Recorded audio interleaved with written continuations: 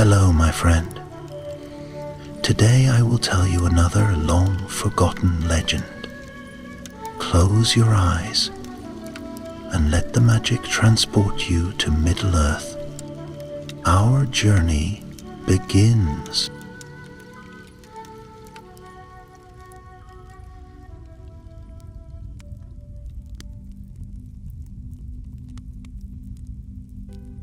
In the depths of time, before the sun and moon rode the sky, there was a darkness older than the mountains, colder than the deepest sea. It was the time of the great enemy, when Middle-earth lay beneath his shadow, and the world had not yet learned the full measure of his cruelty.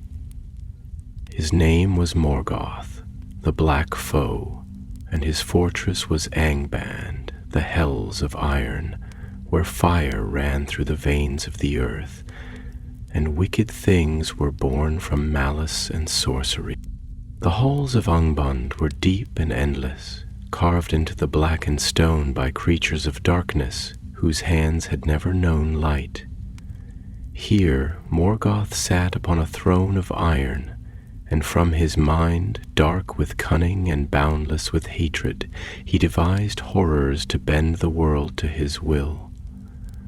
Orcs he had made, twisted and ruined mockeries of elves, bred for war. Trolls, great and witless, were cast from the stone to serve as his battering ram, but still he was not satisfied. He needed something greater, something the world would fear beyond all reckoning. Thus it was that in the deepest pits of Angband, where the air was thick with poison and the forge fires burned ever without ceasing, Morgoth wrought a new terror. From the heat of his forges he shaped its flesh, not of mere sinew and bone, but of something harder, something like the iron of the mountains, yet supple and alive. He poured his will into its making, and with it a hunger was born, a craving for dominion, for power, and for flame. And then, upon a darkened hour, from the depths of Angband, Glaurung awoke, the first of his kind, the father of dragons. He was not yet vast as the world would one day come to know him. He was young, his body long and sinuous, his scales dark with a gleam of molten gold, his claws like blackened steel. His wings had not yet come, for he was no dragon of the sky but of the earth, born to slither and coil through mountains, to creep where light feared to tread, and yet, though his form was not yet great, his mind was sharp beyond measure. His eyes, molten and fierce, burned with a knowledge that no beast should bear, the knowledge of speech, of cunning, of the slow creeping dominion that came not with fire alone, but with words that could twist and break the strongest will. He opened his maw, and for the first time flame poured from his throat, golden red and fierce, curling in great waves of heat that turned stone to slag. He exhaled, and the chamber trembled. The air burned with the scent of fire and death, and the creatures that lurked in the deep recoiled from him, for even among the dark things of Angband this was something new, something beyond even their cruel understanding. Morgoth stood above him, his eyes like black pits in the firelight, and he smiled, for he saw in this creation something he had long sought, a creature not only of brute strength, but of thought and of will. "Rise, Glaurung," he said, and his voice was as the grinding of stone upon stone, deep and terrible. And Glaurung rose. For long years he remained in the depths of Angband, hidden from the world, his power growing, his body thickening with impenetrable scales, his claws lengthening into razors that could sunder the bones of mountains. Morgoth taught him much, not only the ways of fire and battle, but the craft of speech, the art of deception. And Glaurung listened, and he learned. But the darkness of Angband was not enough for him. His hunger grew. He longed to see the lands beyond, to test his fire against the world of elves and men. And so, one night, as the forge fires of Angband roared, and the world above lay in slumber, Glaurung turned to his master. "Let me go forth," he said, and his voice was deep and rumbling like the trembling of the earth before a great storm. "Let me show them what your wrath has wrought." Morgoth in his pride was pleased, for he saw that Glaurung had become mighty, and so he laughed, a sound like the breaking of mountains, and he loosed his creation upon the world. From the gates of Angband beneath the cold stars, Glaurung came forth for the first time. He was not yet the great terror that would one day sunder kingdoms, but even in his youth, his coming was like the march of a storm. The ground trembled beneath his claws. His breath filled the air with flame, and the creatures of the wild fled before him in fear. For the first time in the long history of Middle-earth, the lands beheld dragonfire. The elves of the north, those who kept watch upon the borders of Morgoth's realm, saw him come, and terror gripped them. Never before had they seen such a creature, nor felt the fire of a beast that could think and speak as a man. They had fought orcs and trolls, they had stood against the might of Morgoth's hosts. But this was something different. Glaurung descended upon them with the fury of a firestorm. Their arrows shattered against his scales, their spears melted in his breath. He crushed their ranks beneath his claws, and with each victory his power grew, his hunger deepened. And yet he did not only destroy, he spoke. He whispered words of despair into the ears of the dying. He wove doubts into the hearts of those who still stood against him. "Your fight is hopeless," he murmured, his voice a velvet coil of smoke and shadow. "You stand alone, abandoned, forgotten. Your strength is but the flickering of a candle before the wind."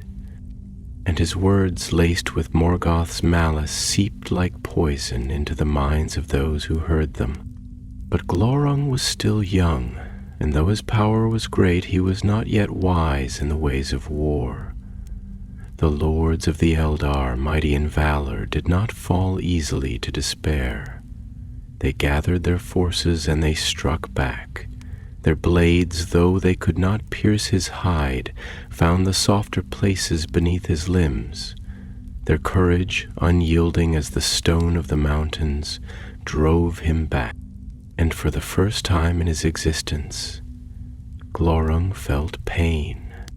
He recoiled, shrieking in fury, his fire sputtering in the night air. The ground, which had once trembled beneath his might, now seemed uncertain beneath his claws. He turned, and with a final bellow of rage, he fled back to Angband, his pride wounded, his power challenged. And thus the first battle of the first dragon came to an end. Morgoth upon his throne of iron watched his creation return in shame. And though his wrath was great, he did not strike Glaurung down, for he saw that the dragon's time was not yet come.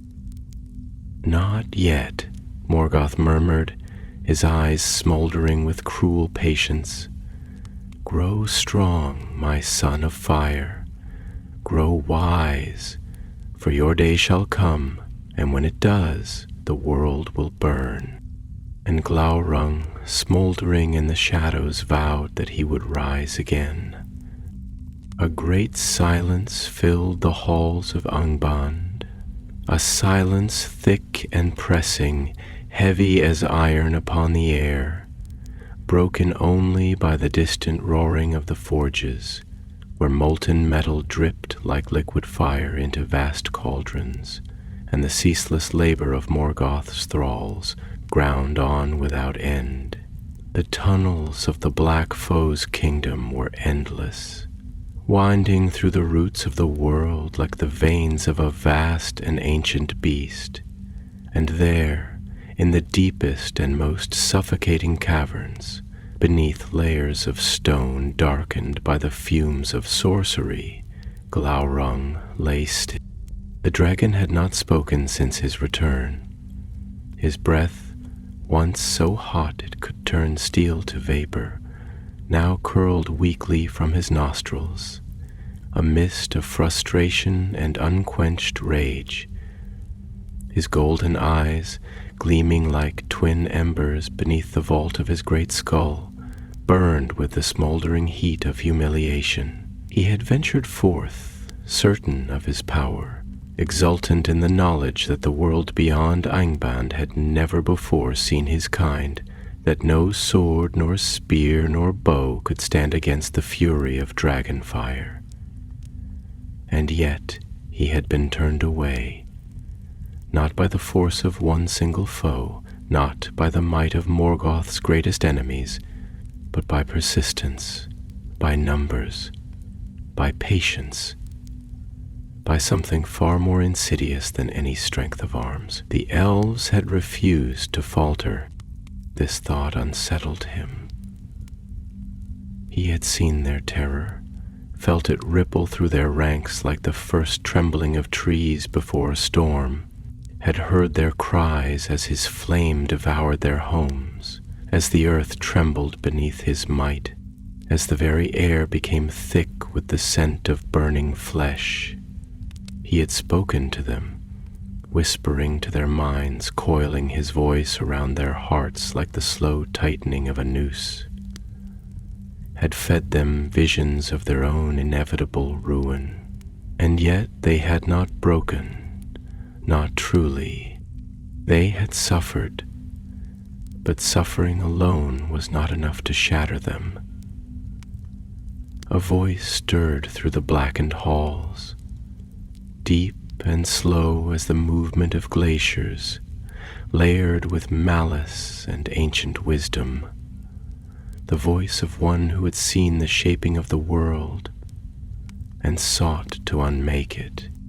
"You are quiet," Morgoth said, his form a vast shadow at the far end of the chamber, his presence an abyss that swallowed all light. His eyes, cold and cruel, were fixed upon Glaurung, gleaming through the darkness like twin pits of despair. "Is it the wound to your flesh that silences you, or is it the wound to your pride?" Glaurung did not answer immediately, though his claws curled against the stone beneath him, his great body shifting slightly, the long ridges of his back rising and falling with the slow and deliberate measure of his breath. "They should have fled," he said at last, his voice low, a growl that rumbled through the bones of the earth. "They should have shattered beneath my fire, should have broken beneath my voice. I saw it in their faces, saw the fear, the doubt. I reached into their hearts, whispered to them of their ruin, and yet they did not yield. They fought, and when they fought, they found their strength." Morgoth was silent for a long moment, though whether his silence was approval or displeasure, it was impossible to tell. His will was a great weight, pressing upon the air, vast and suffocating, bending all things to his design. "Fear alone is not enough to unmake them," he said at last, his voice measured, like the slow dripping of venom from a fang. "They are of the firstborn, and in their hearts the fire of the West still lingers. You are mighty, Glaurung, but you are yet young. You sought to bring them to ruin in an instant, to break them with a single blow, but ruin is not always the work of one day, nor of one battle. A storm does not fell a great tree with a single gust, nor does the river carve the canyon in 1 hour. Destruction must be slow. It must be patient. That is where true power lies. The words slithered into Glaurung's mind, winding through his thoughts like smoke curling through unseen corridors, slipping into the empty spaces where his own uncertainty had begun to take root. He had seen the world only in flame, in fire and destruction, in the thunder of claws and the might of his own form. But Morgoth spoke of something else. A sword, no matter how sharp, can be withstood, Morgoth continued, rising slowly from his throne, his presence vast as a mountain, filling the chamber with his will. But a whisper can pass through any armor. Fear breaks in battle, but despair lingers, clings, festers in the corners of the mind where no fire can reach. You struck with flame, but you did not wait for the ember to take root. That was your mistake. It will not be the last you make, but you will learn from it. Glaurung exhaled, a slow stream of fire rolling from his nostrils, hissing as it met the cold stone of the cavern floor. Patience, he murmured, the word foreign in his mouth, the taste of it strange and bitter. He had never needed patience. In Angband, he had been made to conquer, to dominate, to consume, and yet here he was, learning restraint from the very one who had shaped him. Morgoth turned from him, his cloak of shadow trailing behind him, his will pressing against the cavern walls, his thoughts like a black tide swelling beneath the surface of all things.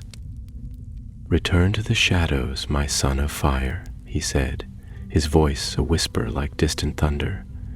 "Grow strong, grow wise. You are my first, but you shall not be my last. In time the world will bow before the host of dragons that shall rise in your wake, and when that day comes, you will not merely burn their cities." His eyes burned brighter, piercing through the gloom. "You will burn their hope."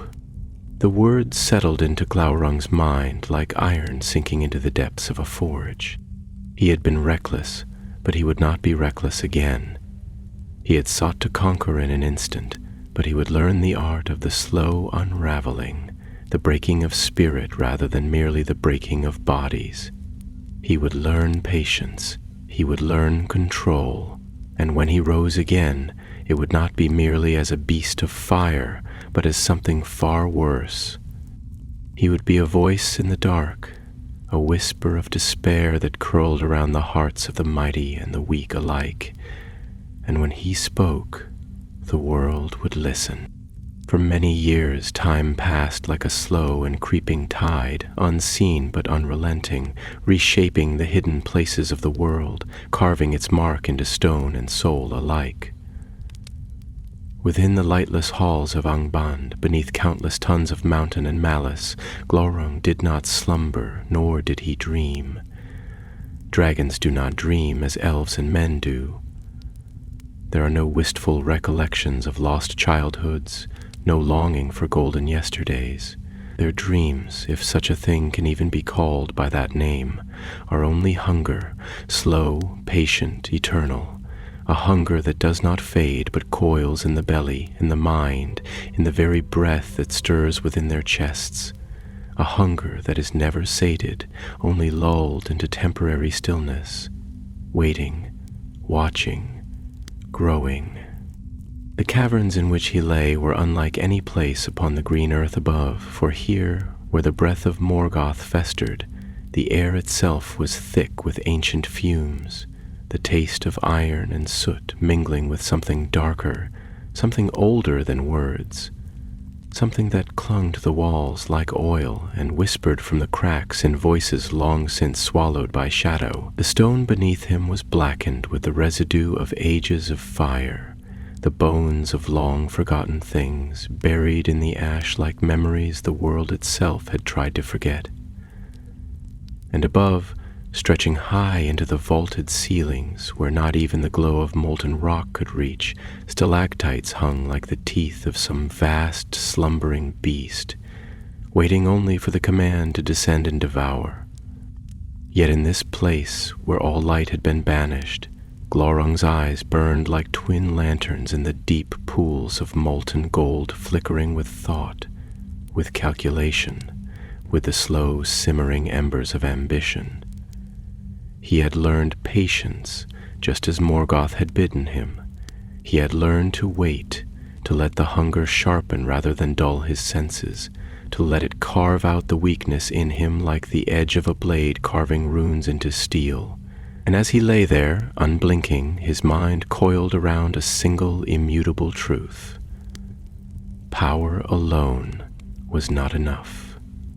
Power could shatter shields, could burn flesh, could turn kingdoms into smoldering graves, but power, raw and untempered, could also be resisted, could be withstood, could be broken in the right hands. No, power was not enough. What was needed, what he needed, was something greater, something deeper, something far more terrible than fire.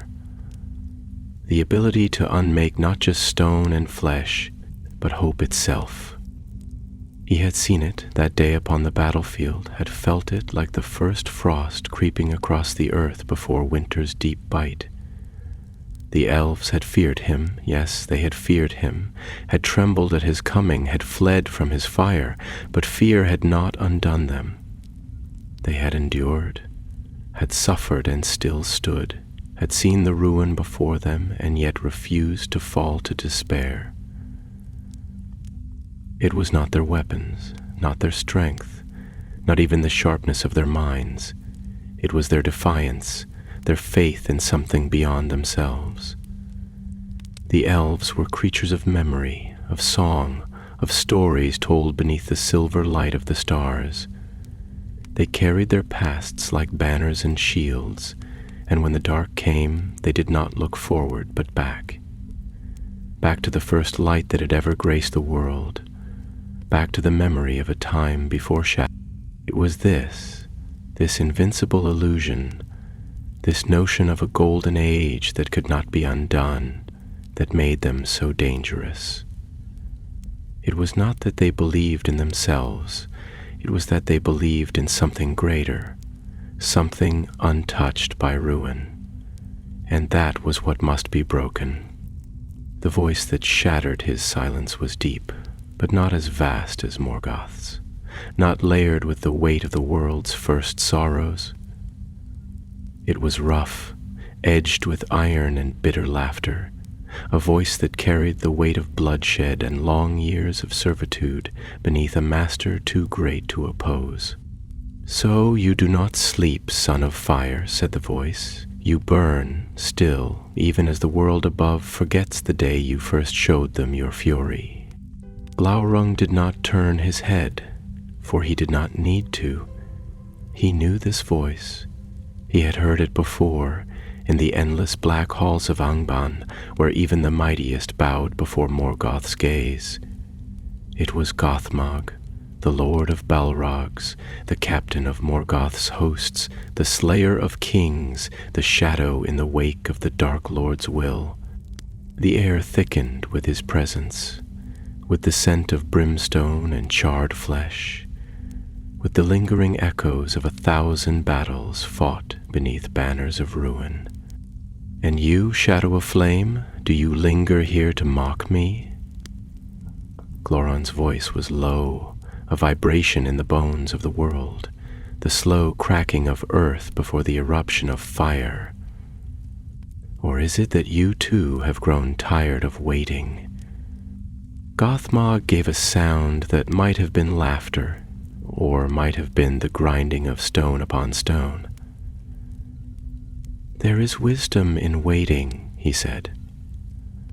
"Wisdom in watching the world forget before reminding it of what should never have been forgotten. Tell me, do you know why you failed?"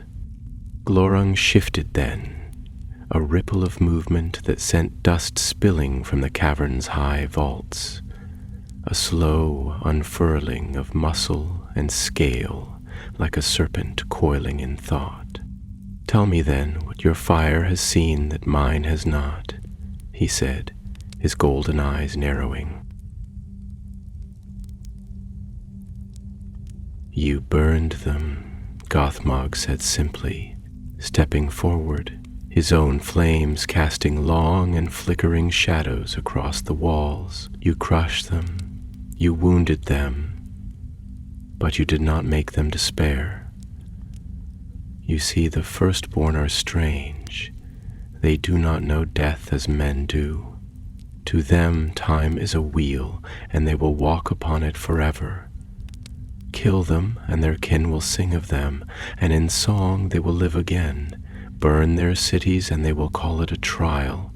Take from them, and they will say they will rebuild. But there is one thing that can truly undo them. Do you know what it is?" Glaurung was silent for a long moment. "Forgetfulness," Gothmog said at last, and there was something dark in the way he spoke, something slow and insidious, like rot creeping through the roots of a great tree. "If you would unmake them, you must not merely slay their bodies, you must slay their stories. You must make them question, make them doubt, make them wonder if there ever was a light before the dark, if there ever was a reason to stand against you. Not with fire alone. Fire is only the beginning. Words, Glaurung, words are the blade that can wound them forever." And in that moment, something in Glaurung shifted. A thought, slow and curling like smoke, took root within him, and for the first time since his return to Angband, he understood. Fire alone was a weapon, but fire combined with the slow poison of despair, that was something greater. That was something that could endure. That was something that could destroy not just bodies, not just cities, but the very will to resist. And that was something worthy of a dragon. Deep in the roots of Angband, where even time seemed to hesitate before pressing forward, Glaurung brooded. Darkness lay heavy upon the stone, thick as a living thing, curling in the crevices of the ancient rock like the breath of some great and unseen predator. The air hung still, undisturbed by wind or motion, save for the occasional shifting of molten veins that ran like arteries beneath the blackened halls. The walls themselves pulsed with an eerie glow, not of fire, but of something deeper, something older, the very malice of Morgoth seeping into the foundations of the world, tainting stone and air alike with its slow and insidious poison. Glaurung had withdrawn to the depths, not out of defeat, but out of necessity. He was not yet what he would become. He knew that now. His pride had been premature, his hunger too bold. His first strike, an untempered blade, swung in haste rather than the patient, calculated thrust that could unmake an enemy from within. He had failed, not in strength, not in fire, but in something more subtle, something more treacherous. He had underestimated the endurance of those who opposed him, had sought to break their bodies when he should have broken their will. He had tried to burn them when he should have made them forget why they had ever stood against him in the first place.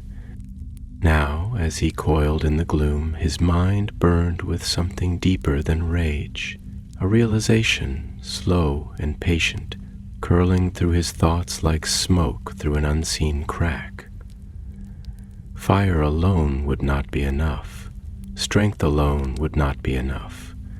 No, if he was to truly rule the lands of elves and men, if he was to shape the world to his liking and leave his mark upon it as Morgoth had left his upon Angband itself, then he would need something greater. He would need not only to devour flesh, but to poison hope, to whisper into the hearts of his enemies and make them doubt not only themselves, but the very foundations upon which they stood.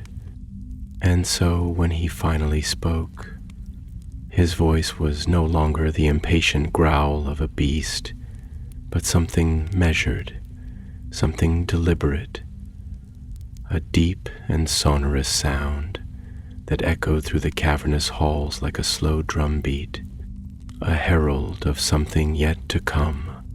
Gothmog, he said, drawing the name out as though testing it, letting it settle into the air like the first embers of a growing fire. You speak of unmaking not the body, but the mind, of striking not with fang and claw, but with doubt. Tell me then, Shadow of Morgoth, what is it that you have seen that I have not? What knowledge do you hold that I may yet wield? The Balrog stood motionless for a long moment, his own flames guttering low, flickering like a great pyre that had burned for so long it had become weary even of its own heat. His body was like living stone, his presence heavy, as though the weight of ages pressed upon his very being. And yet, when he spoke, his voice was not the crude bark of a beast, nor the mindless roar of a creature born only for slaughter. No, there was something more in his words, something deeper, something ancient, a knowledge earned not through wisdom, but through war, through the endless cycle of destruction that had shaped him into what he was. You have seen only the beginning, Glaurung, Gothmog said at last, his words slow, deliberate, like iron being hammered into form upon the black anvil of the world.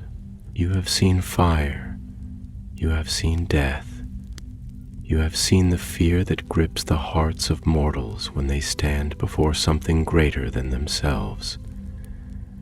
But you have not yet seen what comes after. You have not yet understood what it means to make an enemy despair so utterly that they do not fight, not because they cannot, but because they no longer believe there is anything worth fighting for. Glaurung's golden eyes narrowed, flickering with a deeper fire. Despair is a slow poison, Gothmog continued, his voice a low rumble, like distant thunder rolling over the blackened peaks of Thangorodrim. It does not strike like the blade of a sword, nor does it burn like the breath of a dragon. It seeps, it lingers, it takes root in the mind and grows like a weed, choking out all else. It is a whisper in the dark, a shadow that stretches longer with each passing day, until those who once stood against you no longer raise their swords, not because they have been slain, but because they have forgotten why they ever raised them in the first place. Glaurung was silent, but within his mind the ember had caught. And how, he said at last, his voice smooth as molten gold, does one sow such despair? Gothmog let out a slow breath, and the air around them trembled with the heat of it, the very walls seeming to shrink away, as if fearing what might come next. You must become the voice they cannot silence, the Balrog said. You must become the doubt that plagues them. You must whisper to them not in threats, not in violence, but in truths half-formed, in questions that will never leave them. Tell them that the light they serve is dimming, that the world they have built is already crumbling beneath them. Make them see that all things end, and that even the brightest star must one day be swallowed by the void. Tell them not that you are their doom, Tell them that their doom was always coming, that you are merely the hand that ushers it forth. Glaurung exhaled, his breath a slow, curling mist of fire. A whisper, he murmured, a whisper that lingers long after the battle is over, a whisper that cannot be slain, nor cut down, nor driven from the field.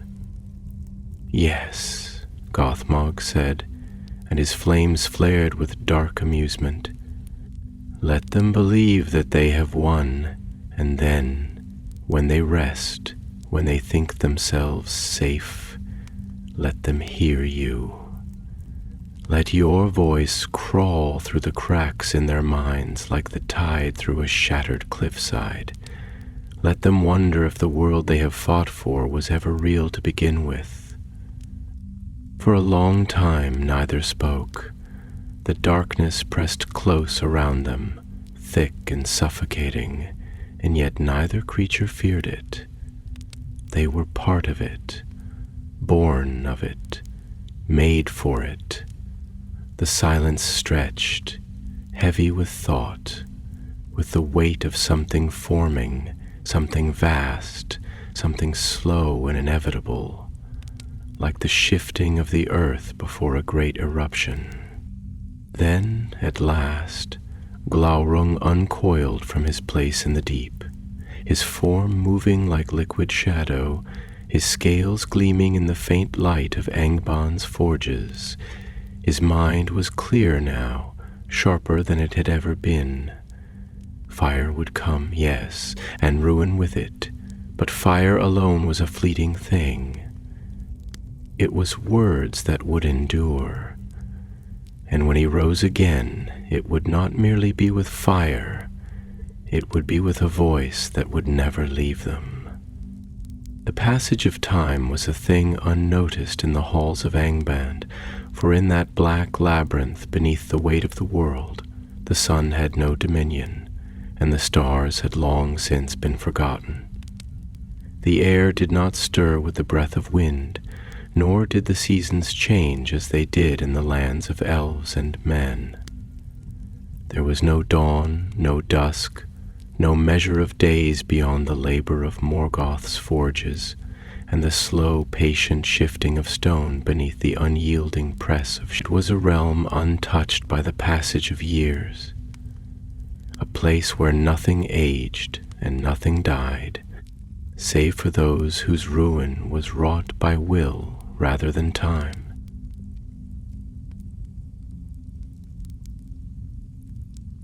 And in that timeless dark, beneath the weight of mountains blackened by malice, Glaurung waited. He waited as the molten rivers coiled like veins through the deep, their sluggish light casting flickering infernal reflections across the jagged walls. He waited as the great furnaces of Morgoth spewed forth plumes of choking smoke, filling the caverns with the scent of burning iron, of things shaped not by nature's hand, but by the cruel artistry of destruction. He waited as the creatures of Angband scuttled and slithered in the endless tunnels, some whispering his name in hushed and fearful tones, others daring not even to acknowledge his presence, as if the very thought of him might summon his gaze upon them. But waiting was not idleness. Glaurung did not slumber, did not drift into some mindless torpor as lesser beasts might have done. No, he watched, he listened, he learned. He traced the movements of Morgoth's armies, the ebb and flow of orcish war bands as they were sent forth into the world, only to return battered and broken by the elves of the north. He observed the shaping of weapons, the forging of new horrors, the careful and deliberate planning of his master, who had long ago abandoned the notion of brute force alone, and had instead turned his gaze upon the slow unraveling of his enemies. And in those long, silent years beneath the earth, Glaurung unraveled something within himself as well. The hunger for fire was still there, yes. The desire to break and burn and raze the world to ruin had not dimmed, but it had been tempered, sharpened, refined. He had seen what it meant to strike too soon, to unleash his fury upon the world before the time was ripe. He had been driven back not by the strength of swords or the might of armies, but by something more insidious, by the refusal of his enemies to yield. That would not happen again. A whisper in the dark, a seed of doubt, a shadow cast upon the mind, long before the fire ever reached them. He would not make war upon their flesh. He would make war upon their belief. It was on a night when the halls of Angband trembled with the distant hammering of Morgoth's will that Glaurung stirred from his vigil, unfolding his vast form like a shadow stretching in the flickering light. His scales, once dark with youth, had taken on a deeper sheen, burnished gold beneath the firelight, glimmering with the slow and patient gleam of something wrought by time itself. His claws, honed to points sharper than any blade, traced idle furrows in the stone beneath him, as though carving unseen words into the very bones of the world. His wings, which once had been mere hints of form upon his back, had begun to take shape, the skeletal framework of them stretching, unfurling like the slow rise of a storm upon the horizon. And within his eyes, deep and molten as the heart of the earth, there was something more than rage now. There was understanding. When at last he moved, it was not with the reckless haste of a beast eager for battle, but with the measured certainty of one who knew his path. The ground trembled beneath his weight as he made his way through the endless corridors, his great form casting long shadows that flickered and danced upon the walls, the very air seeming to draw back from his presence. He did not need to announce himself, for all who dwelt in the deep already knew Glaurung had awakened. At last he reached the throne of his master. Morgoth sat unmoving upon his seat of iron, his form vast and dark, his gaze unreadable. The great chamber stretched out before him, its blackened pillars reaching toward the unseen ceiling like the ribs of some colossal, long-dead beast. The floor was smooth obsidian, polished by the endless passage of those who had come before. Kings of men, captured and broken, lords of the Eldar, brought low by ruin, creatures of shadow, bound in service, their minds filled with nothing but the will of their master. Glaurung did not bow. He had no need to. He was not an orc, nor a wretched servant bound in chains of fear. He was something else, something crafted, something intended. "You have been silent," Morgoth said, his voice low, slow, measured, like the shifting of glaciers, like the press of time upon mountains. "And yet I have felt your thoughts stirring, have seen the fire in your mind, banked but unquenched. Tell me, Glaurung, first of the dragons, why do you come before me now?" The dragon exhaled, and his breath curled into the air, thick with heat, with purpose, with something that had not been there before. "I have learned," he said, and his voice was not the voice of the young, reckless creature who had once fled the field in shame, but something deeper, something heavier. "I have seen the folly of my first strike, have tasted what it means to reach too soon, to grasp before the fruit is ripe. And I have seen what it is that you weave, my master.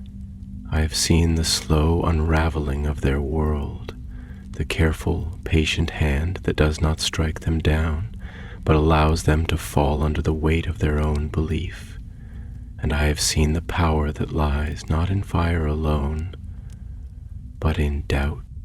Morgoth regarded him for a long moment, and there was something unreadable in the depths of his dark gaze, something vast, something unfathomable, something terrible.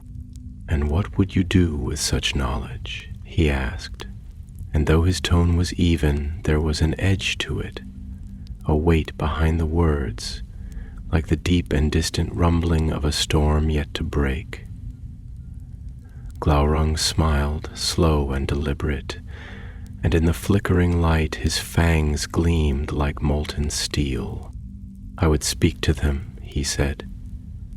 "Not with fire, not with ruin, not yet, but with words, with whispers, with the slow creeping weight of despair. I would let them see that their light is dimming, that their days are numbered, that even as they raise their swords and sing their songs, the shadow is already at their backs, and I would let them wonder if they ever truly had hope to begin with." For a long moment the silence stretched between them, thick as the darkness that pressed against the edges of the chamber, deep as the void beyond the walls of the world. And then, slowly, Morgoth inclined his head, his expression unreadable, but his voice, when he spoke, was softer than before, though no less vast. "Go then, son of fire," he said, "and let your words be as the tide that wears away the shore, unceasing, unstoppable, inevitable. Go, and let them hear you." And Glaurung turned, his steps slow, deliberate, the weight of inevitability settling upon his form. He would rise again, and this time he would not need to burn them. This time he would simply let them fall. The halls of Angband had always been vast, had always been deep, had always stretched beyond the measure of mortal reckoning, a labyrinth of shadow and molten fire, where the will of Morgoth spread like an endless night. But as Glaurung ascended from the depths where he had lingered, where he had grown, where he had come to understand the nature of power not merely as something wielded in the shape of claw and flame, but as something insidious, something slow, something that could coil around the mind as surely as the body, he felt as though the darkness itself shifted to accommodate him. The stone beneath his claws was no longer rough-hewn as it had been in his youth, no longer brittle and crumbling with the scars of ages uncounted.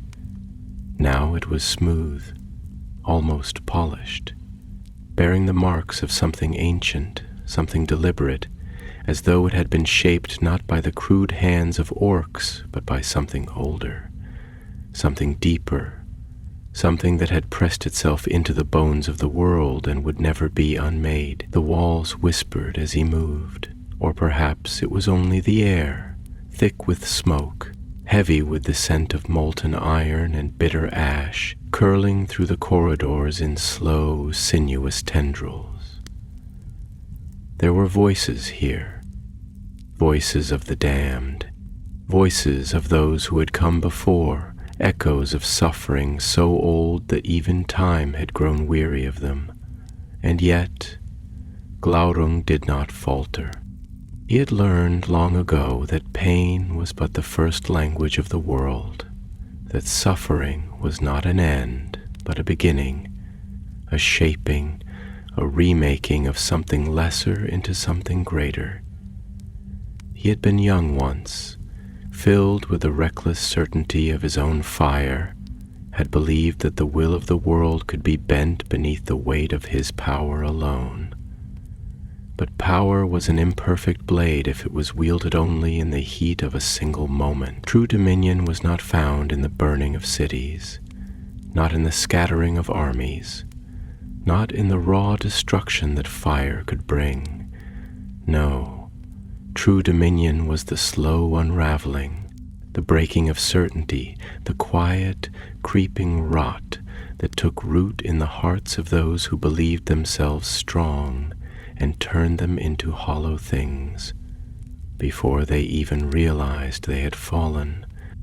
He had seen it in the eyes of the elves when he had first come forth, had seen their fear, had tasted their terror. But fear alone was not enough. Fear could be withstood. Fear could be mastered. The Eldar had suffered, but they had not broken. They had stood against him not because they did not tremble, but because they had something greater than their own fear to cling to, an idea, a belief, a song sung beneath starlight that whispered to them of a world unspoiled, a world that could never be truly taken from them. And so they had endured. That was the mistake he would not make again.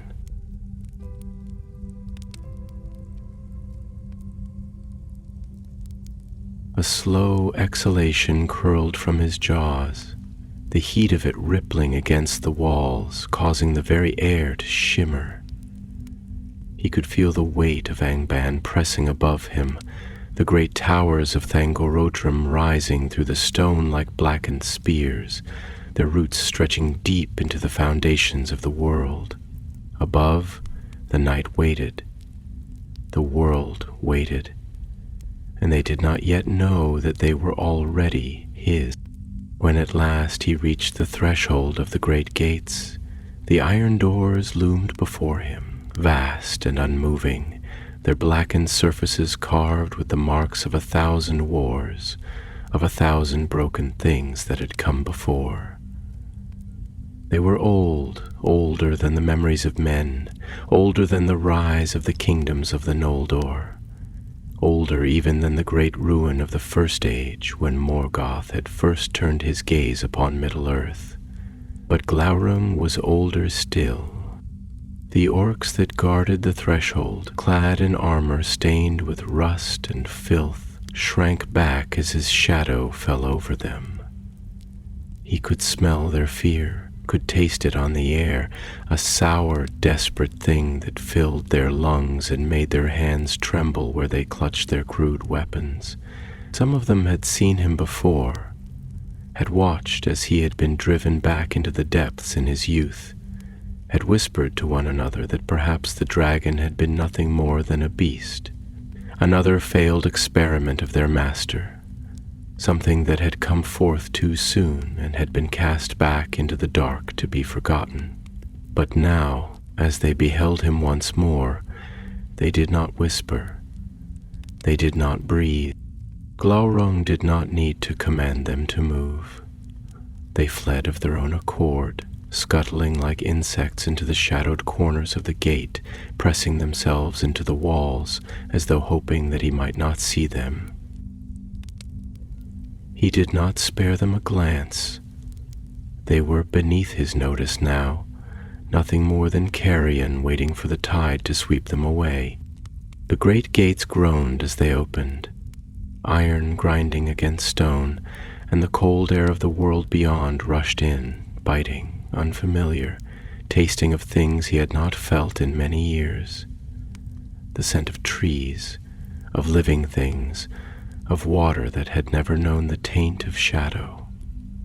The world still breathed, still hoped, still dared to believe in the light that had never truly left it. But he would teach them otherwise. He stepped forward, and the night swallowed him. The sky above was dark, vast, endless. The stars hung in their silent vigil, watching, uncaring, untouched by the wars of the world below. The air was crisp, cooler than the suffocating heat of Angband, fresher than the stale breath of the deep places. It had been long since he had tasted such air, and for a moment he paused, his nostrils flaring, his great body tensing beneath the weight of it. and then he moved. His path would take him south through the empty lands where the rivers ran like silver veins through the hills, where the forests stretched in dark and whispering silence beneath the moon. He did not move with haste, did not surge forth in fire and ruin as he once had. No, he moved as the tide moves, inevitable, unstoppable, patient. For his victory would not be in fire, not yet. His victory would be in silence, in whispers, in the slow and creeping dread that would take root in the hearts of those who thought themselves safe. He would let them hear him, and when the time came when they had already fallen and did not yet know it, only then would the fire rise again. The night stretched wide before him, vast and cold and silent, a great expanse of shadow and silver starlight that seemed to press upon the world like an unspoken question, like the hush that lingers in the air before the breaking of a storm. The stars above gleamed with distant, indifferent light, their pale, watchful gaze fixed upon the slow and patient march of the dragon as he wound his way southward, his form a gliding shadow against the land, his golden eyes burning with the promise of something that had not yet come to pass, but was already written in the deep places of fate. He did not rush, he did not need to. Time was his ally now, not his adversary. The mistake of his youth had been haste, the reckless certainty that ruin must be wrought in an instant, that victory was measured in the heat of flame and the breaking of bodies, in the swift, terrible moment of conquest. But he had come to understand the truth of such things, had seen that dominion was not a thing seized in the fire of a single night, but was something far slower, far deeper, something that took root in the silence before the ruin, in the stillness before the storm. And so he moved with the patience of the tide, with the surety of the creeping frost that claims the land, not in a single night, but in the long, slow march of winter. The land changed as he traveled. The jagged, blackened stone of the northern wastes gave way to gentler hills, their curves softened by time and the whisper of the wind, their slopes draped in the golden hush of autumn's lingering touch. The forests here were old, not as old as the primeval woods of Beleriand, where the Sindar still walked beneath the boughs of trees that had known the light of the stars before the coming of the sun, but old enough to remember the days before war had come to the world, old enough to bear witness to the slow passage of ages like the rings that curled within their trunks, each a story written in silence. And the river, ah, the river. It wound through the valley like a silver thread, its surface gleaming in the starlight, its quiet voice murmuring secrets to the stones that lined its banks, to the reeds that swayed in the cool breath of the night. It had been here before him. It would be here after him. There was something eternal in it, something immutable, something that did not care for the wars of elves or men, something that did not bow before fire or shadow. And yet even the river could be turned. Even the river could be made to bend its course, to wear away the stone that had once stood firm, to break down the mountains grain by grain, until all that remained was the slow and patient flow of inevitability. Glaurung smiled. The village was small, nestled against the edge of the wood, its homes little more than thatched roofs and stone walls, built with the hands of those who had never seen battle, who had never known the weight of a sword or the sting of fire. There were no great banners here, no high towers, no walls of defense to keep the night at bay. Only the quiet simplicity of those who did not yet know that they were already lost. He did not descend upon them with flame. He did not tear down their homes, did not sweep through the streets with claws and fire and ruin. He did not need to. Instead, he lay upon the edge of the forest, his vast form coiled in the deep shadows where the trees whispered to one another in the hush of the night, where the river continued its slow and ceaseless journey, and he watched. He watched as the lights in the homes flickered one by one, as voices softened, as the village settled into the quiet rhythms of sleep. And then, when the night was at its deepest, when the world was at its most vulnerable, he spoke. His voice did not come as a roar, did not shake the ground or split the sky.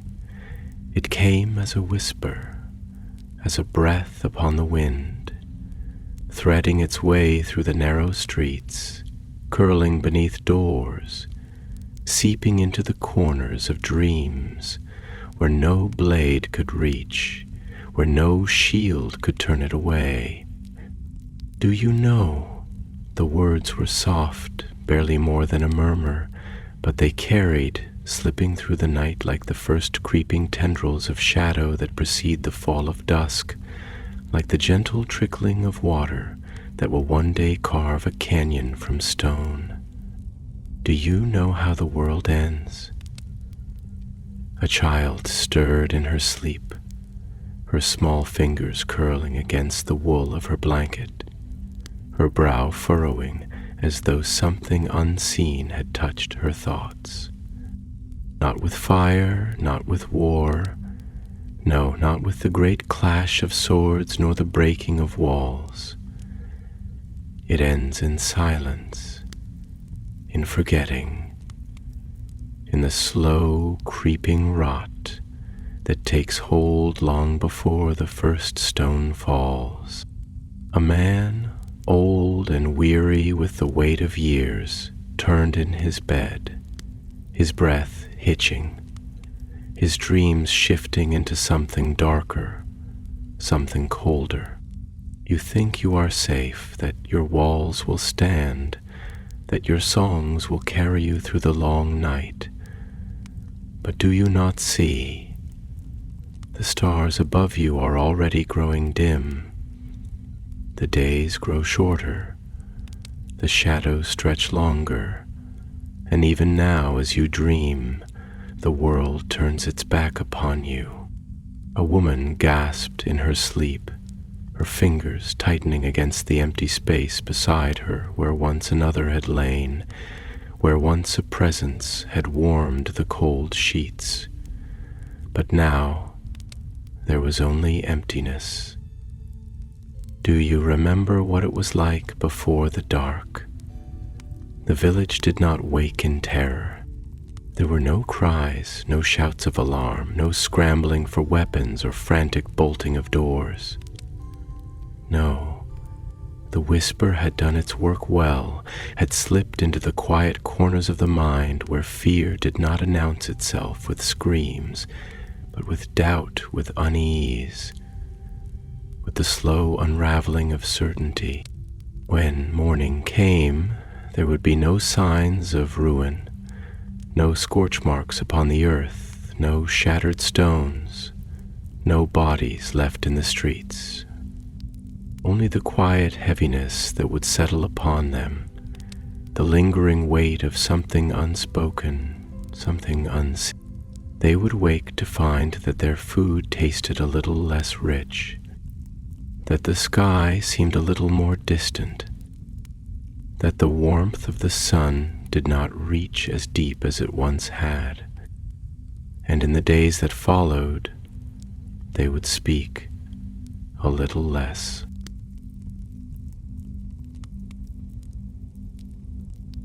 They would laugh a little less. They would begin to wonder if they had ever truly been safe at all. And when at last the fire came, when at last the ruin they had not seen creeping upon them burst forth in flame and shadow, they would not cry out, would not rally, would not stand. They would simply fall, for Glaurung had already won. The sky was a vast and indifferent expanse, a stretch of cold and quiet void where the stars clung like remnants of some forgotten fire, distant, pale, watching. The moon hung low upon the horizon, its light neither golden nor warm, but a wan silver ghost of something that had once ruled the heavens with quiet dominion. It cast long shadows across the land, the darkness stretching over hills and rivers, creeping through the roots of trees, pooling in the places where the world had never truly been tamed. There was a stillness in the air, a silence that did not belong to peace, but to something deeper, something waiting, something that pressed upon the land like a held breath, like the hush before the storm, like the space between the final note of a song and the silence that comes after. Glaurung lay in the heart of that silence, his vast form coiled upon the earth, his golden eyes half-lidded, burning softly in the dark. He did not need to move, did not need to stir from his place at the edge of the village where the trees stretched their skeletal limbs toward the sky as if in supplication, where the river ran slow and dark, its voice little more than a whisper against the stones. He had spoken and the world had listened. He had whispered into their dreams, had curled his voice around their thoughts like the slow tightening of a noose, and now he need only wait. It would take root. It always did. They would not wake screaming that was not his way. There was no terror in what he had done, no sudden, sharp shock to break their minds, no single moment of horror to wrench them from their slumber in gasping fear. No, it would come slowly, creeping into them like a sickness that bore no name, settling in their chests with a weight they could not shake, turning the light in their eyes just a little dimmer, the warmth in their voices just a little faint. They would rise with the dawn and find that the air felt colder, that the world seemed thinner, that the laughter of children rang hollow, as if the joy behind it had already begun to fray. They would go about their lives, would mend their roofs, would till their fields, would light their hearths against the coming winter, but in the quiet moments, when the wind whispered through the eaves, when the fire burned low, when the night stretched long and silent, they would hear it. The question, do you know how the world ends? It would not leave them. It would coil in the backs of their minds, a shadow upon their thoughts, a weight upon their souls. It would press against their hearts in the long hours before sleep, would whisper in the rustling of leaves, in the shifting of branches, in the slow, patient murmur of the river. And when the time came, when the fire rose, when the shadow broke upon them at last, they would not resist. They would already have fallen. But Glaurung did not smile. There was no triumph in this, no exultation in the slow unraveling of their certainty. This was not the reckless joy of battle, not the wild hunger of a beast loosed upon its prey. No, this was something deeper, something colder, something that had taken root in him in the long years beneath Angband, in the darkness where even flame had seemed a distant thing. He did not burn for the sake of burning. He did not kill for the sake of killing. He did not destroy because he reveled in destruction. He did it because it was inevitable, because the world was already crumbling, already breaking beneath its own weight, because the golden days they clung to so desperately were already gone, slipping through their fingers like sand, and all that remained was to let them see it. He had no need for anger, no need for wrath. He was merely the hand that tipped the balance. He shifted then, his great body stirring against the earth, his breath curling in slow ribbons of smoke against the cold air. The village lay quiet beneath him, its people still lost in the depths of uneasy slumber, their dreams fraying at the edges, unraveling thread by thread. He could feel it, the slow creeping dread, the way their minds turned against them, the way their certainty crumbled beneath the weight of doubt. They did not know it yet, but they were already his. A rustling in the trees caught his attention, the faintest shift of movement against the hush of the night. And for the first time in long hours, his eyes opened fully, gleaming like molten gold in the darkness. He did not move, did not lift his great head, did not stir from his place upon the earth, but he listened. The wind carried the scent of something more than wood and river and stone, the scent of iron, the scent of oil, the scent of something deliberate, something waiting, something unseen, a watcher. He exhaled, a slow, measured breath, his nostrils flaring, the heat of him causing the air to ripple, to twist, to distort. He could smell them now, hidden among the trees, could hear the quickened beat of a heart that did not yet know whether it should fight or flee, could taste the sharp tang of breath held too long in fear. A single presence, a single pair of eyes, not orc, not beast, man, and not a soldier, not a warrior clad in steel, armed with sword and shield, ready to strike against the shadow. No, this one did not reek of battle, did not carry the scent of blood upon his hands. This was something else, something quieter, a scholar perhaps, a wanderer, a man who had seen more than he was meant to see. Glaurung did not speak, not yet. Instead, he let the silence stretch, let it weigh heavy between them, let it press upon the night like the pause before the breaking of a wave.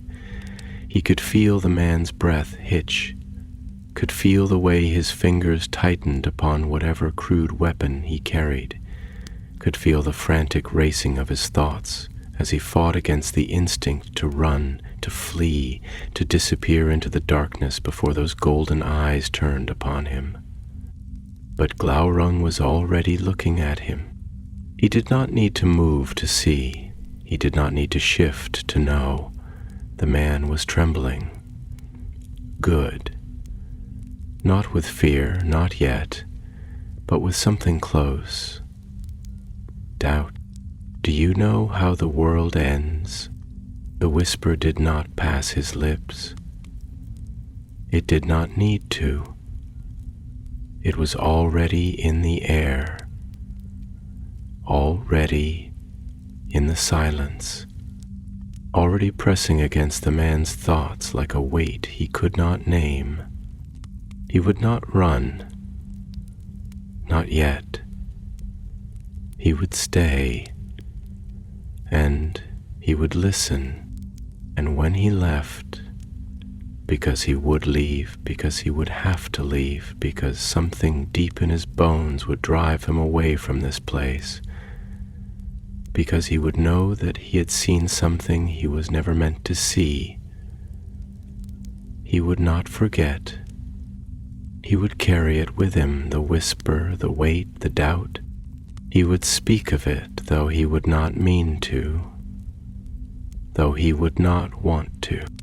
He would spread it, let it take root in the ears of others, let it slip into the halls of men like a creeping shadow, like a sickness unseen. And the world would hear him, and the world would fall. The night stretched on, vast and unmoving, an ocean of silence where time seemed to slow, where the very air grew thick with the weight of unseen things. The world had not changed, and yet everything had.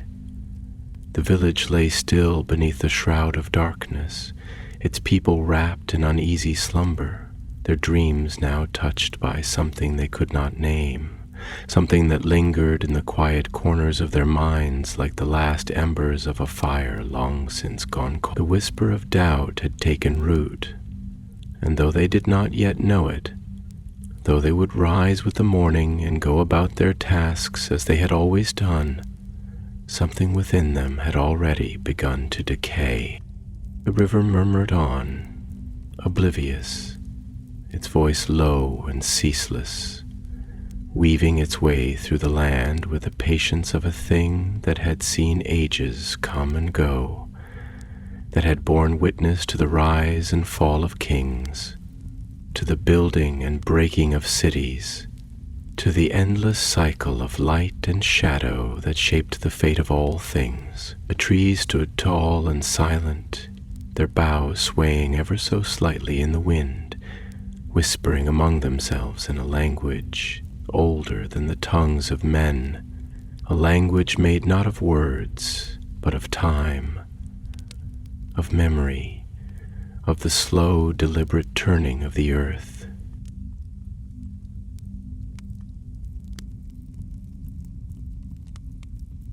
And there, at the edge of that quiet world, Glaurung watched. He did not move, did not stir from the place where he had lain, his golden eyes half-lidded, his breath curling in slow tendrils of smoke against the chill of the night. He did not need to move. The work had already begun. He could feel it in the air, in the stillness, in the way the shadows stretched just a little longer than they should, in the way the night no longer seemed to belong to those who had once thought themselves its masters. The man had not moved either. He still stood among the trees, his breath shallow, his body tensed as if caught between flight and paralysis, his fingers gripping the hilt of his dagger as though the weight of it could anchor him against the pull of something unseen. He had not meant to be here, that much was clear. He had not sought out the dragon, had not come with fire and steel and vengeance burning in his heart. He had merely stumbled too close, had wandered too far beyond the safety of firelight, had stepped beyond the fragile veil of the world he knew and into something older, something deeper, something that did not recognize the dominion of men. And now he could not turn away. Glaurung could feel it, the weight pressing upon him, the slow creeping dread winding its way into his thoughts, the terrible dawning realization that he had crossed a threshold from which there was no return. He would leave in time. He would wake from this night and walk again beneath the sun, would return to his village, to his people, to the life he had always known. But the life he had always known would no longer feel the same. The walls of his home would seem smaller. The voices of his kin would seem thinner. The weight of the days would press upon him in ways he had never felt before, and he would not know why. Do you know how the world ends? The whisper did not come from Glaurung's lips, and yet it was there, hanging in the air between them, thick and heavy, coiling in the spaces between thought and breath like a serpent waiting to strike. The man flinched, though no sound had passed, though no words had been spoken aloud. He swallowed hard, his throat tight, his pulse quickened, his eyes darting toward the village as though the sight of its rooftops, its dim lanterns, its slumbering people might somehow pull him back into the safety of the world he had always known. But there was no safety left.